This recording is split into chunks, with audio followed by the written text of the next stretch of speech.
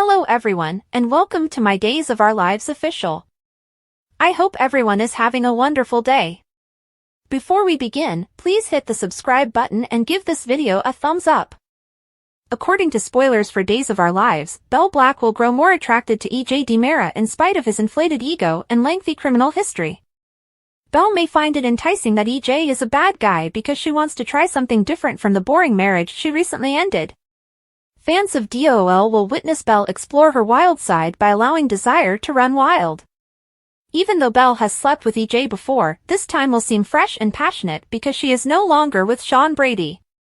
Since fans are aware that EJ is also Sammy Brady's ex, Belle will take the chance of upsetting her sister once again with this liaison, but, to be honest, that might also be part of the allure.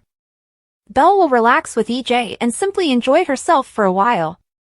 But according to teasers for Days, Belle might be reminded of just how low EJ is prepared to go. Belle might easily walk down to the DiMera cellar at some point after she and EJ start hitting the sheets. During one of Belle and EJ's exciting sleepovers, Belle might secretly search for a specific bottle of wine. However, Belle might find some hints that make her wonder what EJ is concealing under there. After all, Belle appeared interested in EJ's activities after she had previously seen him emerge from the DiMera tunnels. Belle may eventually find more clues and assume there's more to the story, but EJ got away with pretending to be watching construction. Rafe Hernandez will want assistance from someone unless he is able to get away at some point. Is it possible that Belle will be the one to locate Rafe and set him free? If Belle finds Rafe in the DiMera secret room and learns that EJ has been keeping him captive all this time, she might become enraged. Belle might be especially upset on Jada's behalf now since she and Jada Hunter have been developing a pleasant connection. EJ might find himself in serious trouble if this leads to the revelation of the Arnold Feniger swap mess. EJ might live to regret rekindling their desire since Belle might end up freeing Rafe and calling the police on him. Perhaps Belle will discover Rafe and break up with EJ as a result of their romance blowing up, according to our day's predictions.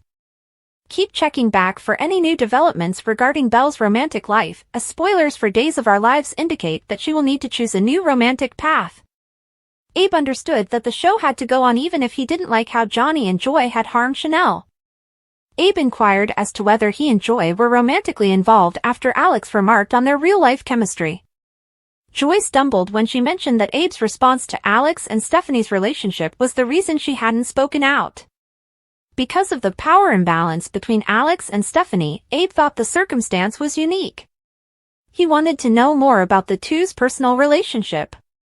When they stammered out a reply, Abe grinned and promised to give them some time to think it out. Joy and Alex agreed that they needed to clarify their relationship after Abe left. Joy acknowledged that she didn't want to put any pressure on Alex due to his split from Stephanie. Since Stephanie had moved on, Alex reasoned he should too. Joy and Alex were in agreement that they enjoyed each other's company. Alex decided to make his relationship with Joy complicated. Joy concurred with Alex's conclusion as she observed Johnny and Chanel running into each other.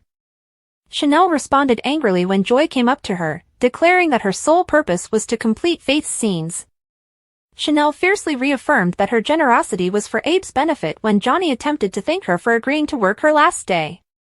The fact that Abe had agreed to her plea to be released from her contract still made her joyful. Chanel's last scene, which started with a conflict with Joy's character Reagan, was later called to action by Johnny. In the scene, Arrow and Reagan were in awe at their child's ultrasound image. Chanel, posing as Faith, rushed up to them and started implying that Reagan was attempting to impersonate Arrow as the father of someone else's child. Regarding how excited Arrow had been the night they became parents, Reagan nudged Faith. Faith pulled back and gave Reagan a forceful slap across the cheek. The slap caused Joy to react dramatically, and Johnny quickly put an end to the situation. Joy objected, saying that the script did not call for Chanel to beat her. Chanel had no regrets. Joy insisted on staying until she could see Chanel's character's death scene because she thought she would enjoy it. Once the sequences were filmed, Johnny went back to the pub with Joy. He expressed regret for Chanel's behavior. Joy expressed her gratitude for the event, saying it allowed her to let go of her guilt. She was even with Chanel. Paulina and Abe talked about Chanel's departure from the show after he got home. Leo called Abe and informed him that Javi was not, in fact, Lady Whistleblower. Chanel returned shortly after filming her final scene. When Paulina inquired about her well-being, Chanel said that she was glad it was all over and that she could go on. Abe and Paulina consoled her. Abe took a back seat and called Kate to let her know about Leo's disclosure as a lady whistleblower. Bonnie was busy practicing her lines when Kate brought Hattie onto the set. When Hattie and Bonnie saw one another, they shouted with delight and compared themselves to Thelma and Louise. By directing the women to practice their future roles together, Kate ruined the reconciliation. In order to prevent the new arrangement from going awry, she wanted to make sure. Hattie was told by Kate to lie on a stretcher with a sheet covering her body for the scene. Hattie grumbled that she was supposed to make a big comeback when she crashed a wedding. The scene they were about to film, Kate told Hattie, would be a flashback showing how Charlemagne had survived. This irritated Kate. Kate became increasingly irritated as Hattie fussed over the bedding. Bonnie's character stood over the bed where Hattie lay and began a monologue on her complex past with Charlemagne when Kate finally began the performance. Hattie jumped out of bed and cried, "Over my undead body," after Cassandra said she would console Charlemagne's husband. The scene was stopped by Kate. Hattie pouted because she added the final line because Bonnie had all the lines in the scene. Hattie was severely reminded by Kate that she was under contract to finish the scenes exactly as they were. Hattie was forced by the warning to complete the rehearsal without any further problems. Following the scenes, Kate and Hattie stayed in the room. Kate informed Hattie about the call she received from Abe verifying Lady Whistleblower's identity. The development encouraged Hattie, who believed Lady Whistleblower would also admit to contaminating the cupcakes. According to Kate, their suspect denied any involvement in the poisoning event, but she didn't trust him. As a result of the hopeful development, Hattie lifted her hands and abruptly lifted her curse on body and soul. Bonnie was talking to Justin on the phone outside the hallway, raving about her wonderful day. After exchanging protestations of love, Bonnie hung up the phone and went to the elevator. When Bonnie entered, she was still grinning broadly at her phone when she appeared to fall. When an agitated Alex saw Bonnie, he shouted out to her, but she responded with a scream. Johnny justified Chanel's response by reminding Bonnie that he had betrayed his wife's confidence and had fabricated several stories to hide it.